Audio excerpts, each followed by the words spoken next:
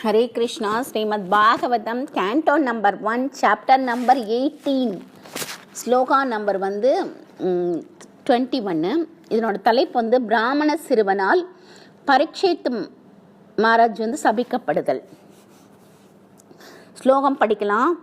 ஆதாபி யத் பாத நாகவஸ்ருஷ்டம் ஜெகத்விருஞ்சி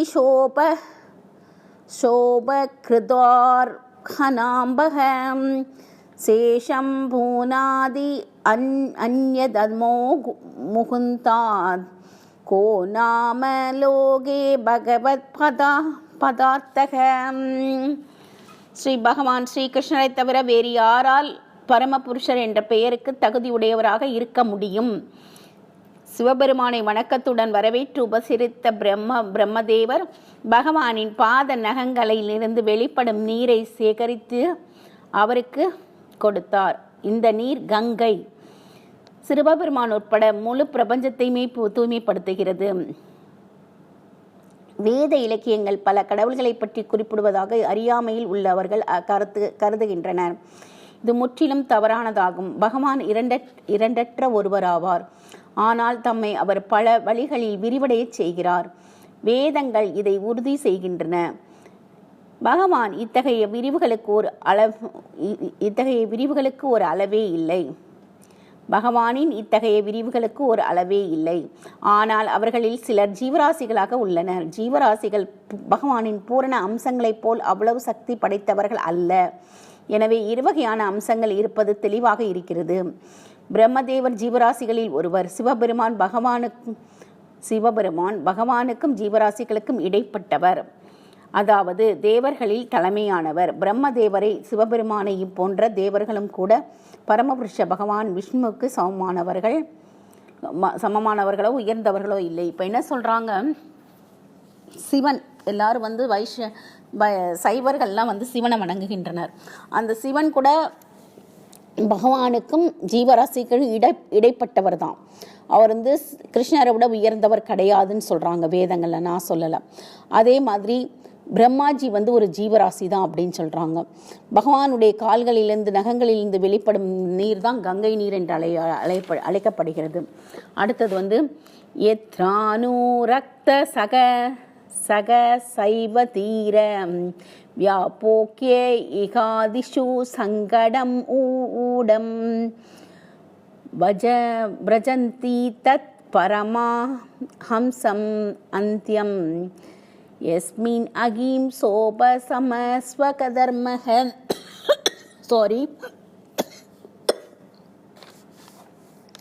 பகவான் கிருஷ்ணரிடம் பற்றுக்கொண்டுள்ள பற்றுக்கொண்டுள்ள தண்டகம் உள்ளவர்களால் பௌதீக பற்று, ஸ்தூல உடல் மற்றும் சூஷ்கம மனம் ஆகியவற்றை கொண்ட உலகை திடீரென்று கைவிட்டு எதனால் அகிம்சையை பற்றின்மையும் பெற முடியுமோ அத்துறவு வாழ்வின் மிக உயர்ந்த பூரணத்தை அடைய முடியும். இப்போ இதில் என்ன சொல்கிறாங்க, தன்னடக்கம் உள்ளவர்களால் மட்டுமே படிப்படியாக பகவான்கிட்ட போக முடியும். பற்று இல்லாதவங்க இப்போ நிறைய பேர் நான் ஒரு கதை கூட ஏற்கனவே சொன்னது தான். சீத்தை ஒரு இன்னசென்ட் பீப்புளுக்கு தான் பகவான் சீக்கிரம் இது காட்சி கொடுப்பார். அதுக்கு ஒரு எடுத்துக்காட்டு பார்த்திங்கன்னா, நம்ம ஒரு முனிவர் இருந்தார். அவர் தியானம் பண்ணிட்டு இருந்தார். அப்போ என்ன பண்ணுறீங்கன்னு ஒரு வேடவன் போய் கேட்டான். என்னப்பா சாமி பண்ணுறீங்கன்னு. நான் அவர் ரொம்ப டிஸ்டர்ப் பண்ணார். போய் அந்த வேடவன் போய் என்ன பண்ணுறீங்க அவர் யோகா பண்ணிகிட்டு இருக்கும்போது என்ன பண்ணுறீங்கன்னு கேட்டிருக்காரு. அவருக்கு ரொம்ப கோவம் சொன்னாராம், ஒரு மனுஷன் ஒரு ஆள் நான் தேடின்னு இருக்கேன்.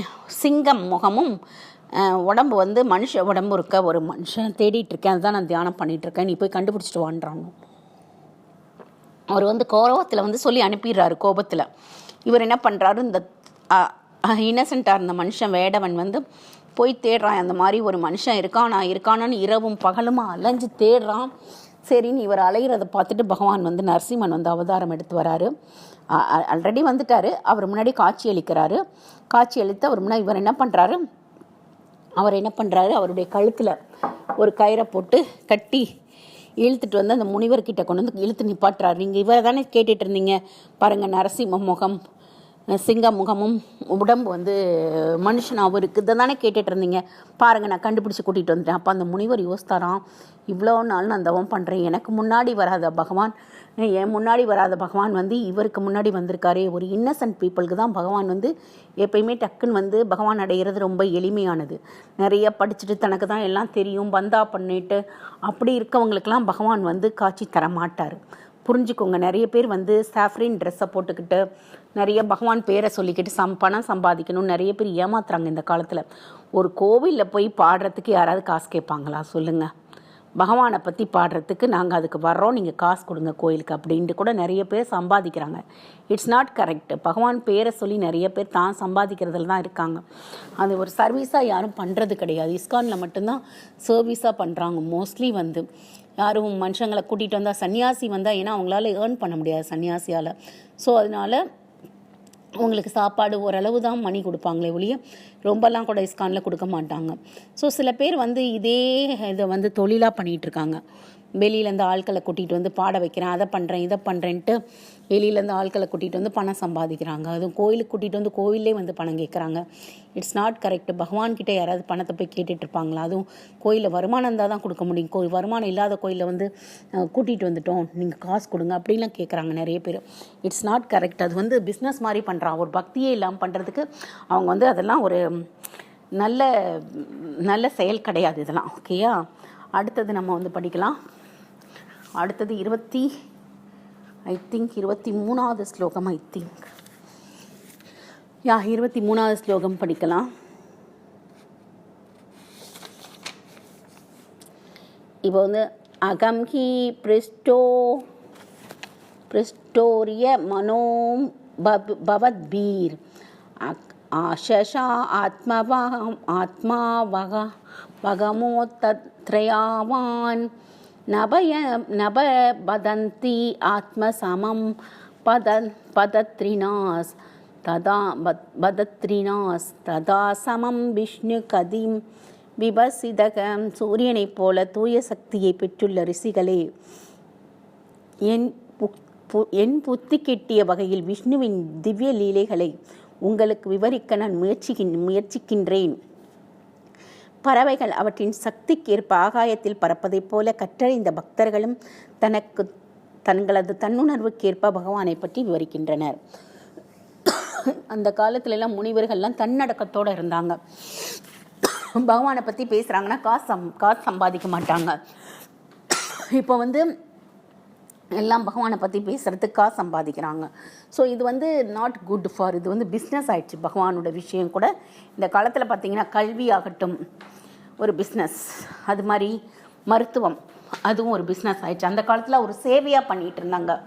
இப்போ வந்து ஆன்மீகத்தையே பகவானை பற்றி பேசுகிறதையே காசு வாங்குறாங்கன்னா இட்ஸ் நாட் கிரேட் இல்லையா? அவங்க சம்பாதிச்சுக்கிறாங்க.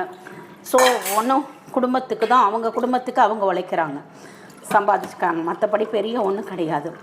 அதுதான் சொல்கிறாங்க இதில். அப்புறம் நான் இருங்க வரேன் ஒரு நிமிஷம். I want to tell you something. So wait my have little cough இருக்குது. கிளைமேட் சேஞ்ச் ஆகுது இல்லையா? எப்போ பார்த்தாலும் வீட்டுக்குள்ளே ஏசி, வெளியில் வந்து வெயில் அடிக்குது, அதனாலே நமக்கு வந்து காஃப் வந்து வருது. ஸோ நான் வந்து சொல்கிறேன். இப்போ 24வது ஸ்லோகம் படிச்சுட்டு மீனிங்கை சொல்லிவிட்டு 25 முடிச்சுட்டு நம்ம பாகவதம் முடிச்சிடலாம். சரியா? 24 and 25 ஸ்லோகா ரெண்டும் சேர்ந்து இருக்கிறது. ஏ கதா தனுர் உத்யம்ய விஷரன் மிருகாயம் வனே மிருகான் அனுகதா சராந்த சிதிதஸ் த்ரிஷிடோ சுஷம் ஜலாச்சயம் அசசனா பிரவி வேஷதம் ஆசிரமம் ததர்ஷ முனிம் ஆசீனம் சாந்திம் மிலீத ஆலோச்சனம்.